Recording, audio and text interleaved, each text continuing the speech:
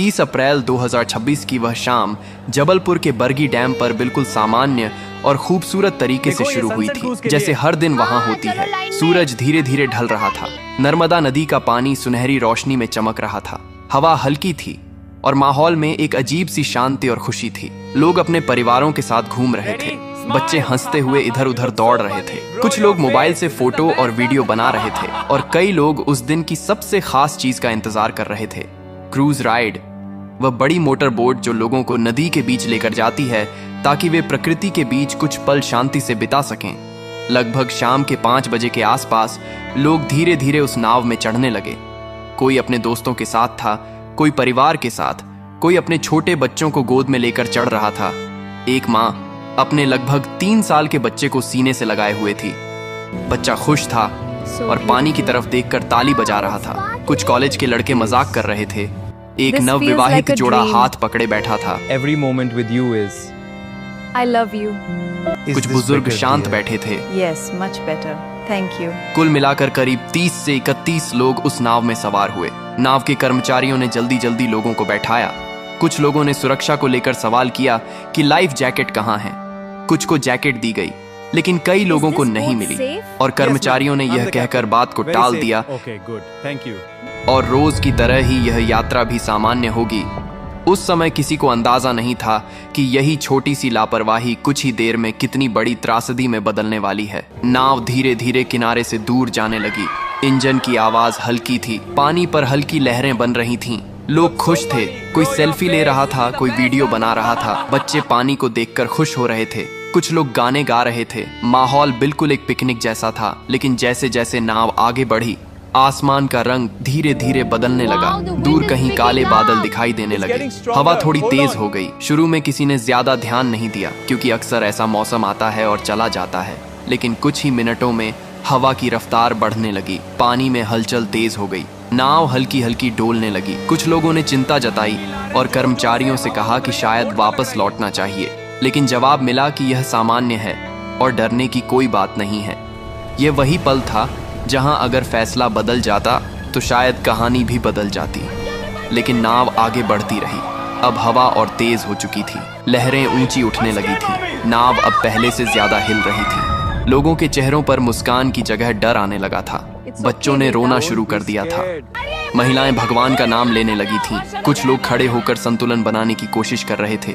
तभी अचानक एक तेज झोंका आया और नाव एक तरफ जोर से झुकी। लोग चीख उठे। कुछ लोग गिर पड़े। पानी नाव के अंदर आने लगा। माहौल अब पूरी तरह डर में बदल चुका था।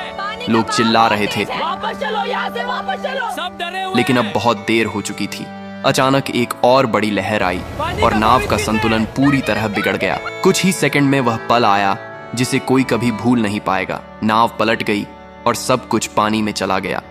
एक पल पहले जो लोग हंस रहे थे, अगले ही पल वे खुद को गहरे पानी में पाते हैं। चारों तरफ चीखें, पानी और अफरा तफरी थी।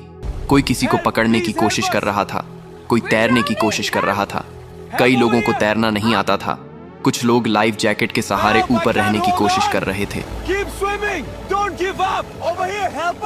वह माँ जिसने अपने बच्चे को सीने से लगाया हुआ था, पानी में गिरते ही उसने अपने बच्चे को और कसकर पकड़ लिया। वह खुद तैर नहीं पा रही थी, लेकिन उसने अपने बच्चे को छोड़ा नहीं। कुछ लोग एक दूसरे को पकड़कर बचने की कोशिश कर रहे थे, लेकिन डर और घबराहट इतनी थी कि कोई सही दिशा में सोच नहीं पा रहा था। इस बीच किनारे पर मौजूद कुछ लोगों ने शोर सुना और तुरंत मदद के लिए दौड़े। पुलिस और रेस्क्यू टीम को सूचना दी गई। कुछ ही देर में बचाव कार्य शुरू हुआ। नावें भेजी गईं। लोगों को पानी से निकालने की कोशिश की गई।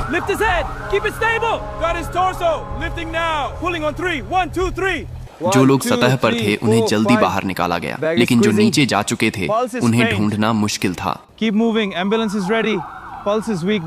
कई लोगों को बेहोशी की हालत में निकाला गया।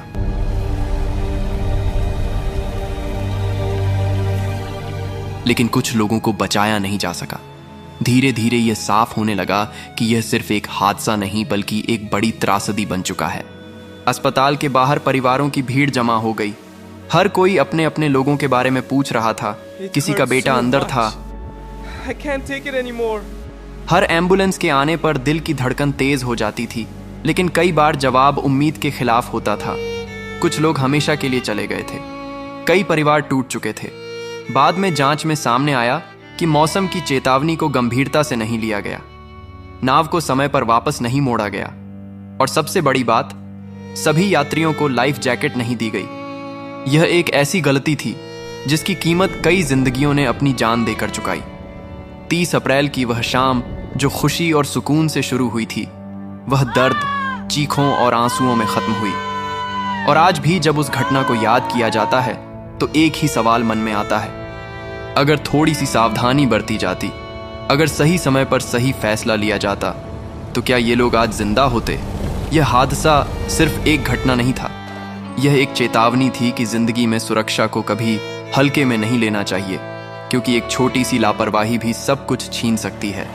और उस दिन नर्मदा का शांत पानी गवाह बन गया उन आखिरी पलों का, जहां हंसी अचानक खामोशी में बदल गई और कई कहानियां अधूरी रह गईं।